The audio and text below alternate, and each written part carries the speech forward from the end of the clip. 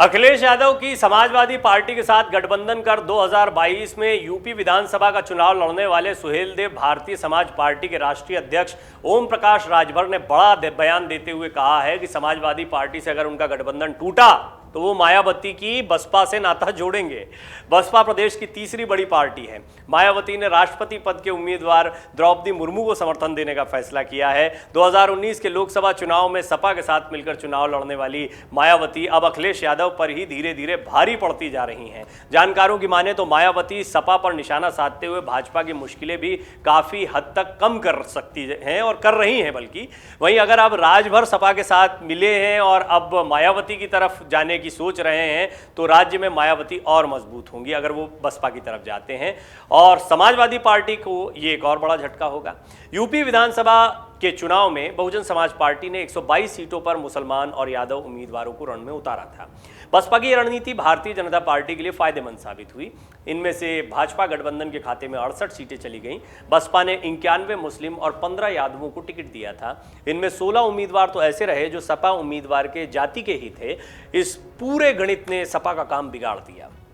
इनमें से बसपा कोई भी सीट जीत तो नहीं पाई लेकिन सपा का काम बिगाड़ने में बड़ी भूमिका निभाई।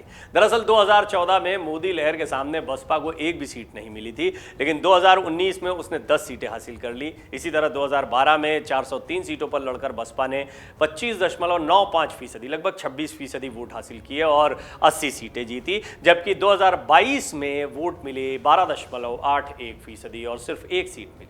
इसके बावजूद विधानसभा में करारी हार के सिर्फ 2 महीने बाद ही दोबारा लोकसभा उपचुनाव के लिए खुद को तैयार किया। यहां गौर करने वाली बात यह है कि मायावती ने आजमगढ़ में जो दांव खेला वो भाजपा को फायदा पहुंचाने से ज्यादा समाजवादी पार्टी को नुकसान पहुंचाने के लिए था और हुआ भी वही। सपा को उनके गढ़ में ही करारी हार का सामना करना पड़ा। बसपा ने जिस माइंड गेम के साथ गुड्डू जमाली पर बाजी लगाई थी वो भले ही तीसरे नंबर पर रहे, लेकिन उनकी असली भूमिका पर्दे के पीछे से भाजपा के गले में विजय माला डालने वाली रही। अगर ये कहा जा रहा है कि गुड्डू जमाली तो सिर्फ शो पीस थे तो 2.5 लाख से ज्यादा वोट ये बताने के लिए काफी हैं कि करीब 2.5 लाख दलित और 1 लाख नोनिया चौहान और अति पिछड़ों के करीब 1 लाख वोट मिलाकर 4.5 लाख वोट होते हैं। इसी वोट बैंक के दम पर आजमगढ़ में बसपा ने 2017 में 10 में से 4 सीटें जीत ली थीं। सपा के परंपरागत गढ़ में जब भी चुनावी चुनौतियां पेश की गई हैं तो वो ज्यादातर बसपा ने ही दी हैं, क्योंकि दलितों और अति पिछड़ों के वोट ट्रांसफर का छोटा सा खेल भी सपा का बना बनाया पूरा गेम बिगाड़ देता है।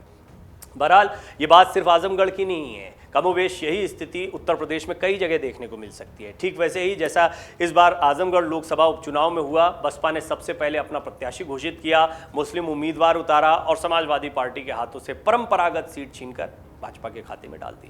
दरअसल 2014 के बाद से बसपा का वोट बैंक लगातार शिफ्ट हो रहा है। 2022 के विधानसभा में चुनाव में भी दलितों का करीब 10% वोट बसपा और सपा में बढ़ गया।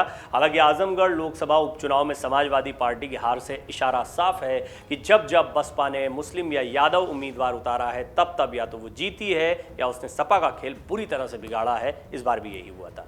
मायावती ने आजमगढ़ लोकसभा उपचुनाव की हार पर खुद को और बसपा को एक मजबूत विकल्प के तौर पर पेश किया। मतलब साफ है कि मायावती और बसपा एक बार फिर अपने पुराने राजनीतिक विजय मंत्र यानी दलित मुस्लिम वोट बैंक की दीवार को मजबूत करने की कोशिश में हैं। इसे यूपी में 2024 के लोकसभा चुनाव के मद्देनजर बड़े सियासी प्रयोग के तौर पर देखा जा सकता है। अगर मायावती का यह प्रयोग सफल रहा या सफलता के बहुत करीब तक भी पहुंच गया तो बसपा को बड़ा फायदा हो या न हो, लेकिन सपा को बड़ा नुकसान होना तय है।